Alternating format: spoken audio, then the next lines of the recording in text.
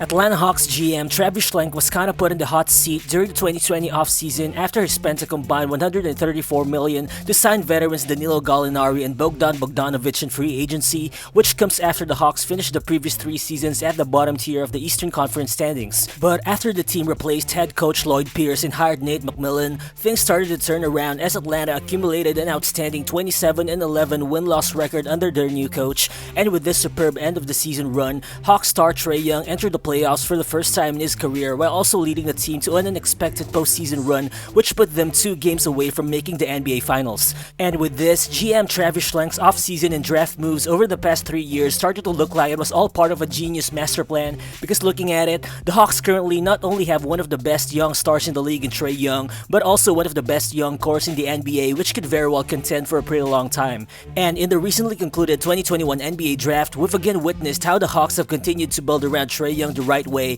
as they have added guys who in my opinion could be some of the biggest steals from the draft, and 6'9" combo forward Jalen Johnson, who surprisingly slid all the way down to the 20th pick, and 6'1" playmaking guard Sharife Cooper, who I think could very well be considered a huge steal at number 48 overall as well. So what's good guys, it's Rero Balls, and today we'll look at how the Hawks have successfully executed the right building formula around Trae Young, and also why their 2021 first round draft acquisition Jalen Johnson fits right into the whole Hawks master plan. But before we move on, if you guys happen to enjoy content like this, please make sure to give this video a thumbs up as it helps the channel a lot. It only takes a second of your time, but it would be much appreciated. So let's get to it.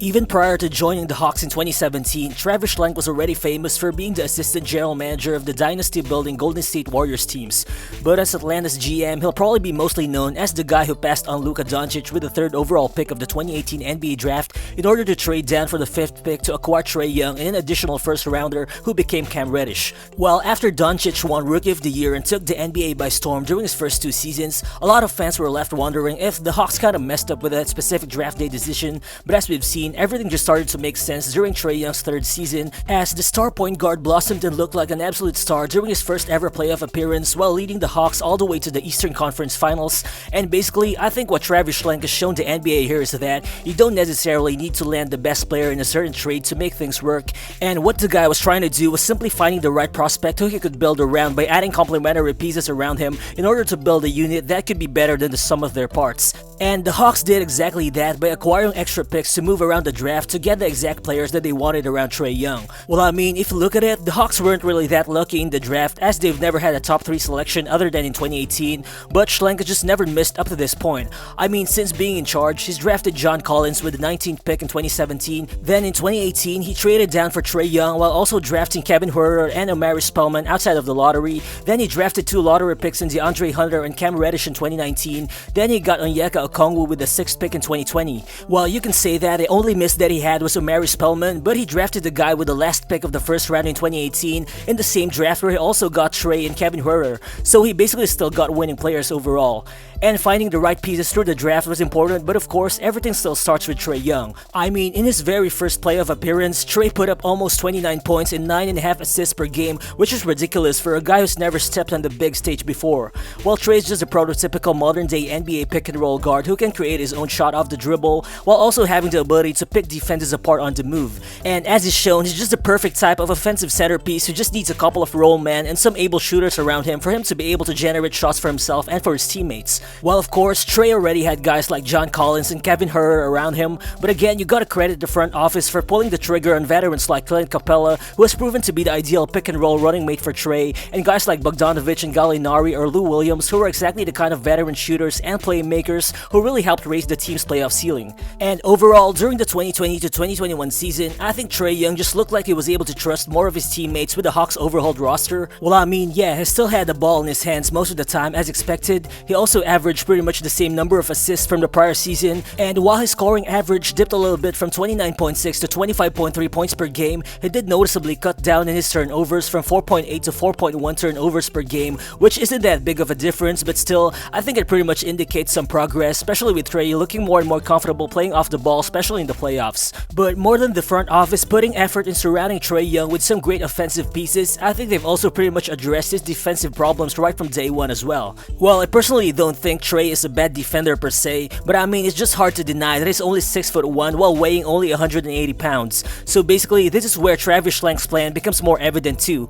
He wants to protect Trae on defense, almost similar to how the Warriors hid Steph Curry in that end. I mean, all of Atlanta's 3 young wing players that he drafted, Kevin Huerter, Cam Reddish, and DeAndre Hunter, are all pretty big for their positions. Kevin Huerter is 6'7", while Reddish and Hunter are both 6'8". And just having those guys around Trae on the wing allowed the Hawks to have defensive flexibility, which I think enabled them to move Trae around on defense while hiding him against guys like PJ Tucker or Reggie Bullock in the playoffs at the same time. Well, I mean, ideally, defenses would want to put longer or bigger players around Trae to bother his shot, which should force opposing point guards to move off the ball, but I mean, it's just hard to do that against this versatile Atlanta Hawks roster. I mean, a classic example I think would be in Game 7 against Philly in the conference semifinals. In that game, Trae Young struggled, shooting only 5 out of 23 from the field, but he still found his teammates on the floor as he finished the game with 10 assists. And ultimately, it was the 6'7" Kevin Huerter who exploded for 27 points on 10 out of 18 shooting, with a 6'2" Seth Curry guarding him for most of the game. So I mean, this is just a complementary effect that separates Atlanta from teams like Philly. This team has a guy like Trae Young who's already learned how to leverage his shot-making ability with his playmaking ability to create for his teammates, to the point that he makes his teammates better even during those instances when he's struggling with his shot. And again, Atlanta should just get better over time because their other wings are just continuing to develop on their own.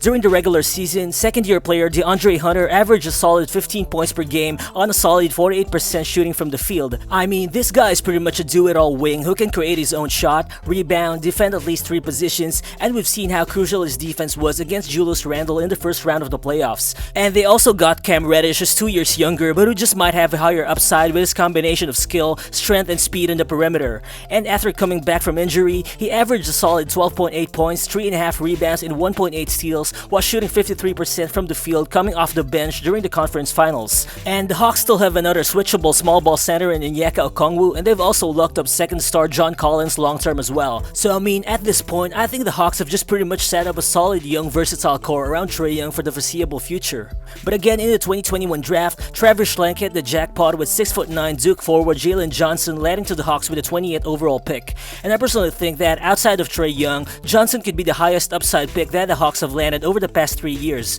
While 19 teams have passed up on him in the draft, probably because of questions regarding his behavior while in college and whatnot, but I think it was really good that the Hawks took a chance on him. I mean, aside from his obvious talent and rare skill set, I think it just fits perfectly with what the Hawks are building long term. Because if you're envisioning the Hawks as sort of a Golden State Warriors prototype with Trae Young and Steph Curry, I think what they're lacking here is basically a Draymond Green type of player who's strong, who can handle the ball, and who just has a natural passing ability for his size. And I think that guy could be Jalen Johnson if he develops the right way. Well, for sure, he might not get a lot of minutes right away with John Collins and Gallinari at the 4 spot, but I think what Jalen Johnson brings is a versatile forward which those other 2 guys don't have, is his great natural passing ability for a 6'9" guy. I mean, Johnson has that grab-and-go ability to just orchestrate plays in transition, whether it be as a passer or as a finisher, and with his athleticism and ability to cover ground because of his long strides, Johnson is just able to put pressure on defenses, especially when he goes downhill with a head full of steam. I mean, this guy will just be a really good fit alongside Trae Young in transition, and even in the half court at Duke, he has shown the natural ability to make great passing reads, especially while he was on the post, as he made great passes to cutters or kick-out passes to perimeter shooters, and proof of that is the ridiculously high 20.6 assist ratio that he posted in college. So you can just easily imagine him as a power forward in a small ball lineup with John Collins at the 5, which lineup could really maximize the Hawks' playmaking potential. And I mean, even on the defensive end, this guy just shows a lot of promise. He has the tools to slide in as an on-ball defender, guarding multiple positions in the perimeter, while also showing the ability to guard some small ball 5s in college. And while he's probably not yet a solid one-on-one defender at this point, I think his size, mobility, and his solid instincts will just let him slide in as a solid help defender right away in the NBA. And his hustle stats at Duke also prove that Johnson is just the all-around kind of wing that you'd like to have on your young team. Overall, his per 36-minute stats read 30.4 points, 16.4 rebounds, 3.1 steals, and 3.3 blocks. And particularly, I think that his 3.1 steals per 36 minutes is just a ridiculous rate for a 6'9" guy. And if you've watched the Hawks' first summer league game against Boston, you've probably seen how Johnson just put his on-court instincts, his 6'9" frame, and his 7-foot wingspan on full display. Well, I mean, he just constantly run the floor in transition transition, he attacked the rim pretty hard, he moved without the ball pretty well on the way to finding open shots, and he made some good passes from the post as well. And particularly, he showed his natural defensive ability by making that really cool chase down block in transition, and he also showed his natural playmaking as he made a pretty good deflection in the passing lane, which led to him stealing the ball and throwing a solid outlet pass to his running teammate for a fast break layup. And overall, Johnson finished his first Summer League game with a 20-point and 10-rebound double-double while showing great athleticism, aggressiveness, and great basketball instincts on both ends of the floor. And with some more polish with his offensive game, particularly with his shooting mechanics, I think he can be a crucial piece for this Hawks team with championship hopes in the future. So overall, the road for Atlanta moving forward just got clearer at this point because of all their draft selections over the past few years, and I think Jalen Johnson is another pickup who I think could definitely end up as the steal of the draft. And with the Hawks looking like they'll have a pretty solid and healthy wing rotation surrounding Trae Young as early as next season, I think it would be totally crazy to count them out going back to the Eastern Conference Finals.